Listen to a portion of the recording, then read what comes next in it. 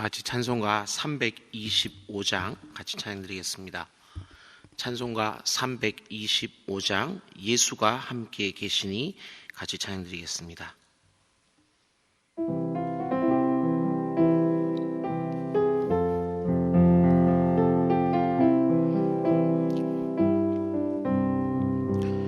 예수가 함께 계시니 시험이 오나 겁없네. 기쁨의 근원 되시는 예수를 위해 삽시다. 날마다 주를 섬기며 언제나 주를 기리고 그 사랑 안에 살면서 딴 길로 가지 맙시다. 이 세상 사는 동안에 주 이름 전파하면서 무한한 복락 주시는 예수를 위해 삽시다. 날마다 주를 섬기며 언제나 주를 기리고 그 사랑 안에 살면서 딴 길로 가지 맙시다.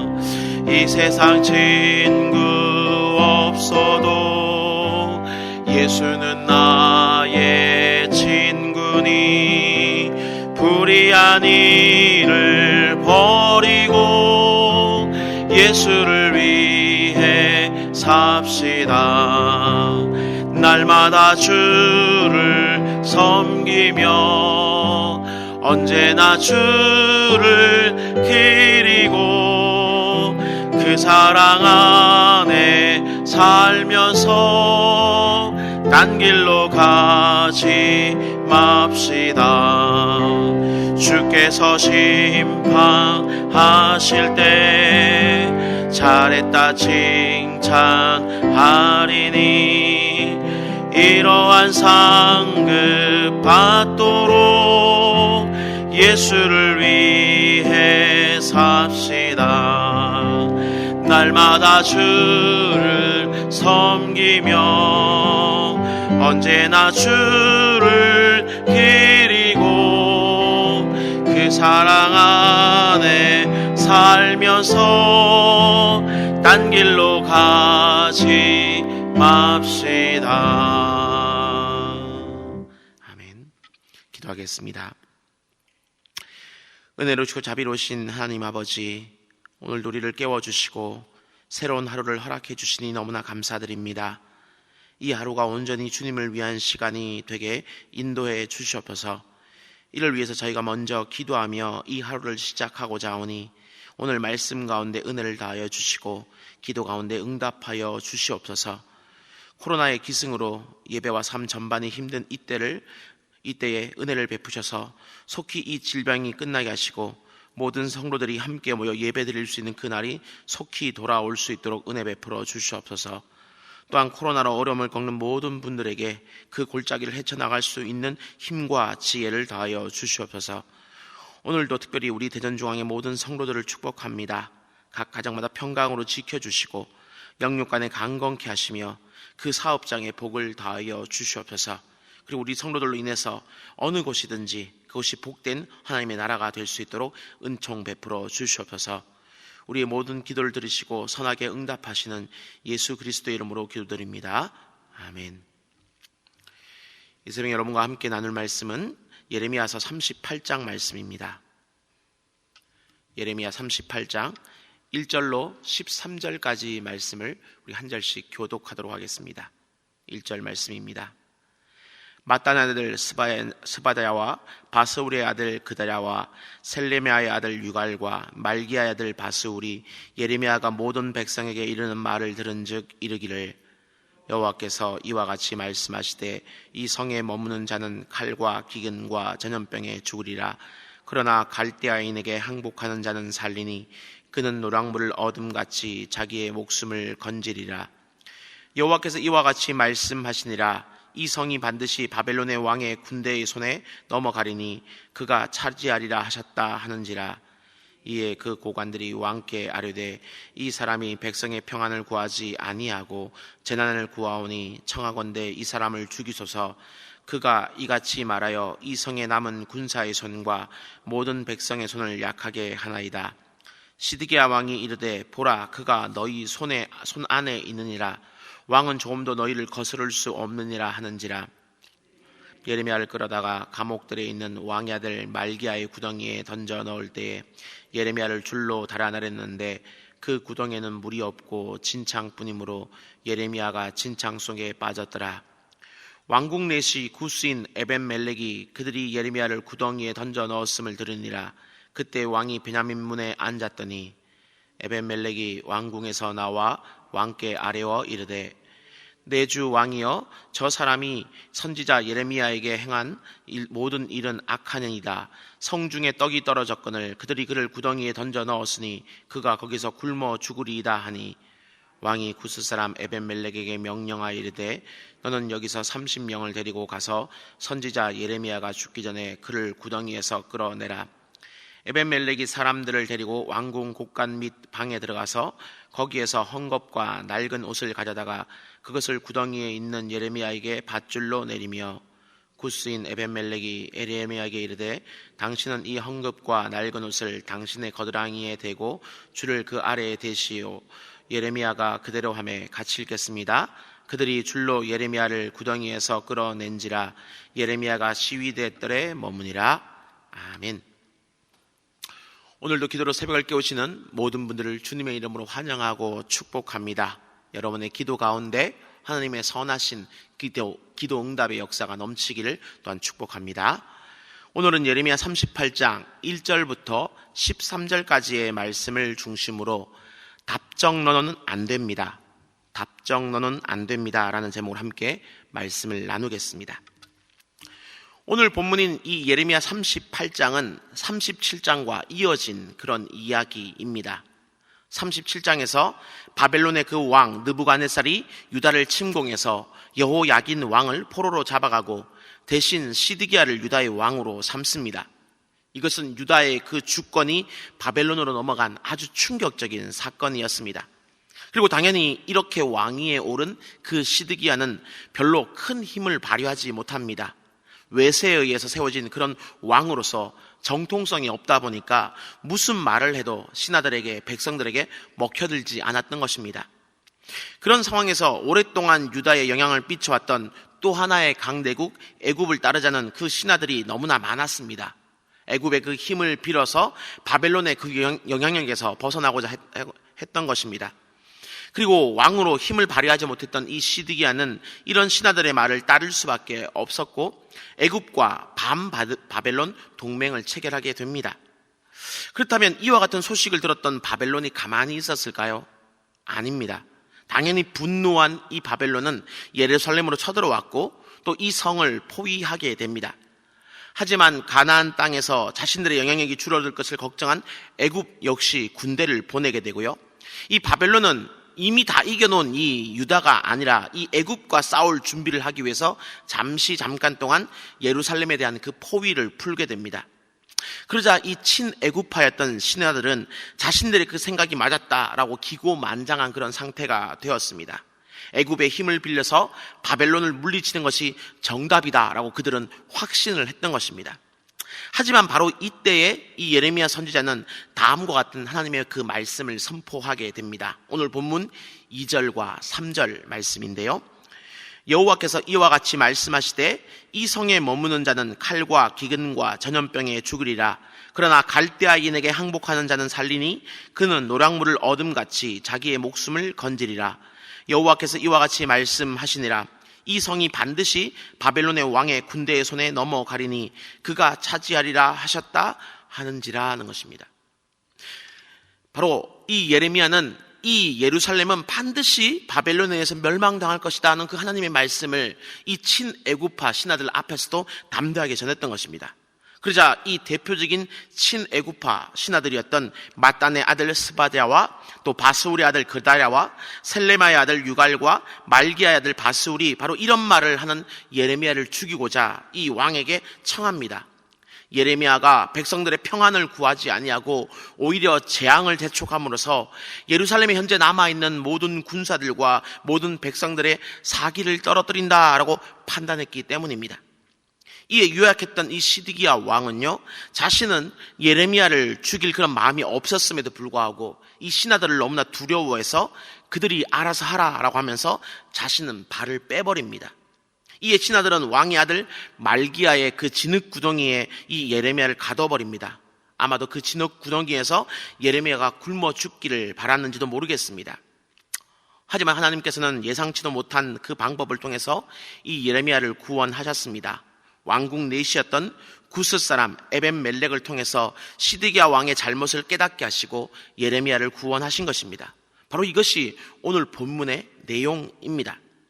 근데 저는 이와 같은 오늘 본문의 내용을 묵상하면서 한 단어가 떠올랐습니다. 바로 답정너라는 단어입니다. 한번 들어보신 적이 혹시 있으신가요? 이 말은 이런 의미입니다. 답은 이미 정해져 있고 너는 그저 대답만 하면 된다라는 뜻이 바로 답정너입니다. 답은 이미 정해져 있고 너는 그저 대답만 하면 된다라는 것입니다. 예를 들면 이런 거죠. 아내가 남편에게 이렇게 이야기합니다. 여보, 나 요즘 다이어트를 하는데 어때? 살 좀 빠져 보이지 않아? 이렇게 묻습니다.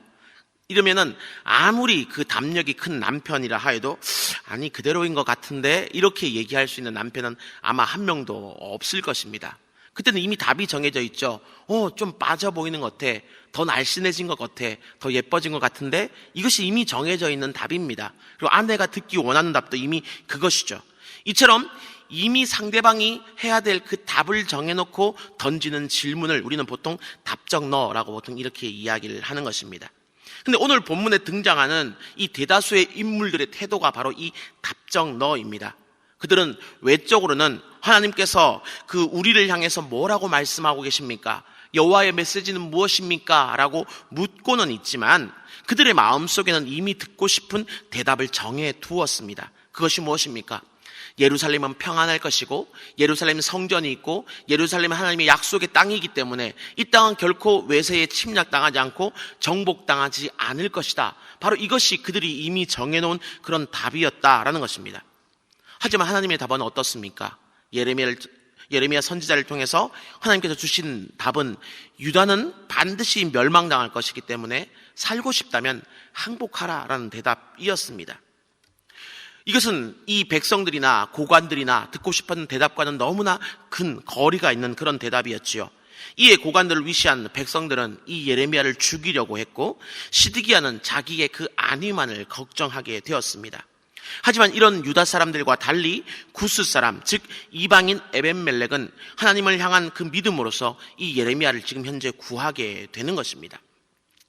그렇다면 이처럼 본문에 등장하는 이 사람들의 태도가 이처럼 극명하게 갈리는 이유가 무엇이겠습니까?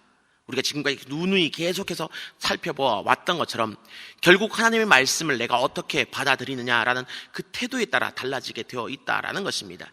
시드기야 왕을 비롯한 이 신하들과 유다 백성들은 자신들이 듣고 싶은 이야기를 이미 정해놓고 미리 정해두고 그 말씀을 전하면은 참 선지자, 그것과 다른 이야기를 전하면은 거짓 선지자라고 이미 답을 다 정해두었던 것입니다.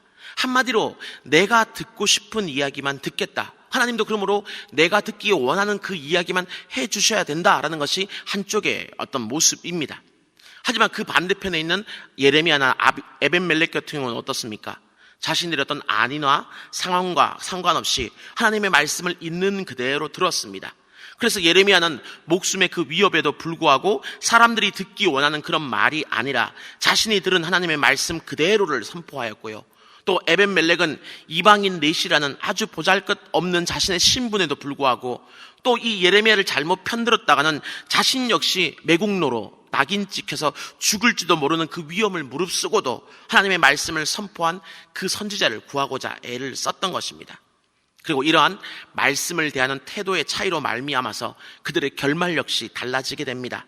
예레미야 39장 6절 이하를 보시면 바벨론 왕에 의해서 유다의 모든 신하들은 죽임을 당하게 되고 백성들의 집은 모두 불탔으며 시드기야 왕은 눈앞에서 아들들이 죽임을 당하고 자신 역시 두 눈이 뽑힌 채로 사슬에 묶여서 포로로 끌려가게 되는 것입니다.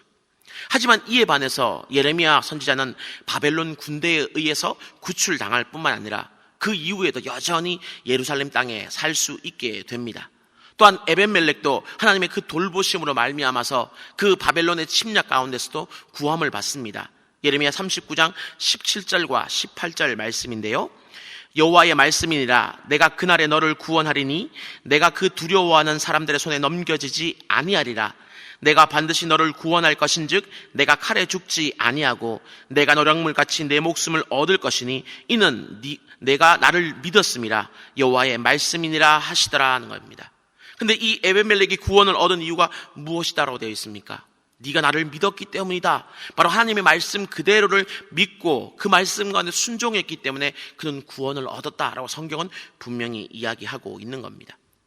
그다음 오늘의 말씀 앞에서 우리의 모습을 잠시 한번 돌아보았으면 좋겠습니다. 우리는 하나님의 말씀을 들으면서 과연 어떤 태도를 가지고 주님의 말씀 앞에 나가고 있을까요? 혹 우리 속에는 오늘 본문의 이 시드기야 왕이나 어떤 이 신하들처럼 답정너의 모습이 있지는 않습니까? 하나님, 제가 이런 기도를 합니다. 이 기도에 이런 응답해 주셔야 됩니다. 제가 이번에 어떤 시험을 칩니다. 합격시켜 주셔야 됩니다. 하나님, 제가 어떤 것을 준비합니다. 그 계획이 성공할 수 있도록 만들어 주셔야 됩니다. 와 같이 어떤 답을, 듣고 싶은 답을 이미 정해두고 우리는 혹 말씀을 읽거나 또는 기도를 하고 있지는 않을까요? 그래서 어떤 성경을 읽을 때에도 축복의 말씀, 위로의 말씀, 격려의 말씀과 같은 것들은 형광펜을 그어가면서 정말 은혜로운 말씀이다라고 이야기를 하지만 경고의 말씀, 나를 돌이키라는 어떤 회개의 말씀들은 금세 그냥 지나쳐 버리기 때문에 잘 모르고 그렇게 우리는 살아가고 있지는 않을까요? 그래서 이런 우리의 태도 때문에 어떤 말씀들은 너무나 유명하지만 대다수의 말씀들은 우리가 잘 모른 채 우리가 성경을 잘 모른다 하면서 꼭 지나가고 있지는 않을까요? 라는 것입니다. 하지만 분명히 기억하셨으면 좋겠습니다. 오늘 본문에 등장하는 그 사람들의 결말이 달라지게 된 원인은 바로 하나님의 말씀을 어떻게 대했느냐라는 바로 그 태도에 따라서 달라졌다라는 바로 그 사실 말입니다. 그래서 오늘 이야기가 시작되는 예레미야 37장 2절은 이미 이렇게 결론을 이야기하고 있습니다. 그와 그의 신하와 그의 땅의 백성들이 여호와께서 선지자 예레미야에게 하신 말씀을 듣지 아니하니라. 물론 이 말이 어떤 시드기야 왕이라든지 신하들이나 백성들이 정말 어떤 말 자체를 듣지 않았다라는 그런 의미는 아닐 것입니다. 물론 귀로는 그 말씀을 들었겠지요. 하지만 어떤 답을 이미 정해두고 듣기를 원했기 때문에 자신이 듣기 원하는 그런 말이 아니면 이것은 하나님의 뜻이 아니야 라는 마음들로 가지고 그 말씀을 들었기 때문에 성경은 그들이 여호와의 말씀을 듣지 않았다라고 평가를 내리고 있는 것입니다. 그러므로 우리는 분명히 기억했으면 좋겠습니다. 나는 과연 하나님의 말씀을 어떻게 듣고 있는가? 혹 내가 듣기를 원하는 말씀만 듣고자 하는 그런 모습이 내 속에 있지는 않는가? 그래서 내가 어떤 기도를 주 앞에 아뢰고 어떤 간절한 마음의 소원을 주 앞에 아뢰어도 응답받지 못하는 것이 이미 내가 결론을 내려두고 하나님은 그 결론 가운데 사인만 해주시고 결제만 해주시면 됩니다라는 혹 그런 태도 때문은 아닌가를 돌아볼 수 있는 이 새벽 되길 바랍니다. 그래서 축복의 말씀, 은혜의 말씀, 놀라운 기적의 말씀도 중요하지만 때로는 경고의 말씀, 회개를 하는 어떤 그런 말씀들에 대해서도 우리가 온전히 100% 귀를 열고 그 말씀 가운데 우리를 돌아보면서 어떤 내가 기도를 할 때에도 내가 말씀을 읽을 때에도 내가 정해놓은 답이 아닌 주께서 정말 말씀하길 원하시는 것들을 들으심으로 여러분의 모든 인생 행로가 주의 말씀으로 온전히 인도받는 은혜 넘치시기를 주님의 이름으로 축원합니다. 우리 들은 말씀을 생각하면서 우리 같이 한번 기도했으면 좋겠습니다. 하나님, 이 혼돈의 시대 가운데 우리가 다른 무엇을 들어야 되겠습니까? 주님의 말씀 아니겠습니까? 그러므로 하나님, 이 혼돈의 시대에 우리가 더욱더 주님의 말씀에 집중할 수 있도록 은총을 베풀어 주시옵소서라고 기도했으면 좋겠습니다. 또 내가 듣기 좋은 말씀만 듣는 것이 아니라 모든 말씀을, 일체의 그 모든 말씀을 주의 깊게 듣고 그 가운데 주님의 뜻을 정말 들으려고 귀를 기울이는 나와 우리가 될 수 있도록 주님 도와달라고 기도했으면 좋겠습니다. 또 예레미야와 에벤멜렉을 기억하면서 들은 그 말씀을 온전히 믿으며 그 말씀 가운데 순종하는 그런 삶을 살아갈 수 있는 은혜도 주님 더하여 달라라고 우리 같이 한번 기도했으면 좋겠습니다. 우리 이 시간 주님의 이름 간절히 한번 부르며 기도하겠습니다. 주여, 은혜로우시고 자비로우신 주님 감사합니다. 이 새벽도 우리를 깨워주시고 주의 말씀을 듣는 자리 가운데 불러주심을 너무나 감사드립니다. 이 새벽 우리가 들었던 그 모든 말씀이 정말 주님께서 우리에게 주시는 귀한 말씀, 은혜의 말씀, 생명의 말씀 되게 해주시길 간절히 소망합니다. 아버지, 축복의 말씀이요, 격려의 말씀이요, 위로의 말씀이 아니라 때로는 경고의 말씀이요, 때로는 아버지 책망의 말씀일지언정 그 말씀 자체도, 그 말씀 한절 한절도 나를 위한 주님의 놀라운 뜻과 계획이 담겨져 있음을 우리가 기억하면서 아버지, 본문의 그 시드기 하나 그의 신하들이 잘못된 선택을 하였던 것처럼 이미 답을 정해놓고 주의 말씀을 분별하여 듣고자 했던 그런 아버지 어리석음 가운데 우리가 잊지 말게 하여 주시옵시고, 아버지, 오직 나에게 들려주신 그 모든 말씀을 통해서 주님께서 내게 해주시고자 하는 그 뜻이 무엇인가를 깨달아 알 수 있는 우리가 될 수 있도록 주여 도와주시기를 간절히 소망합니다. 그래서 아버지, 듣기 좋은 말씀만에 귀를 기울이는 우리가 되지 말게 하여 주시옵시고, 때로는 듣기 싫은 말씀에 더욱더 귀를 기울이면서 내가 주 앞에 잘못한 것은 없는가를 돌아볼 수 있는 우리가 될 수 있도록 은혜 베풀어 주시옵소서. 또 주님 간절히 구합니다. 특별히 예레미야와 에벤멜렉이 그저 말씀을 들었기 때문에 축복하는 그런 삶이 아니라 그 말씀을 듣고 그 말씀에 순종하는 그런 삶을 살았을 때, 그 말씀대로 아버지 사는 그런 삶을 살았을 때 그의 삶이 온전히 하나님의 인도함 가운데 있었던 것처럼 우리 또한 들은 바 말씀을 그저 듣는 데서 그치지 말게 해 주십시고, 그 말씀을 믿음으로 순복하여서 그 말씀 가운데 순종하며 나아갈 수 있는 우리가 되게 하여 주시길 간절히 소망합니다.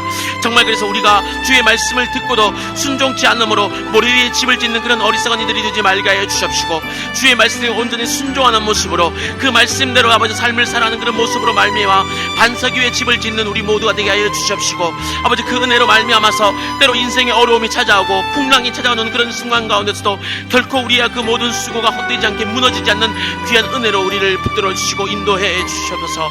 주님 도와주시옵소서. 주님 함께해 주시옵소서. 수요일 기도 제목을 가지고 한 번 더 기도하겠습니다. 매주 수요일은 특별히 우리 교회 교육부서와 다음 세대를 위해서 기도하는 날입니다. 그러므로 이 시간 기도하실 때 주여 우리 교회 모든 교육부서들을 살려주시사 은혜 충만하게 하여 주시옵소서. 교육부를 섬기는 모든 사역자들과 교사들 위해 성령으로 기름 부어 주옵소서. 우리 자녀들을 다음 세대를 이끌어갈 하늘의 지도자들로 사용하여 주옵소서라고 기도해 주시길 바랍니다.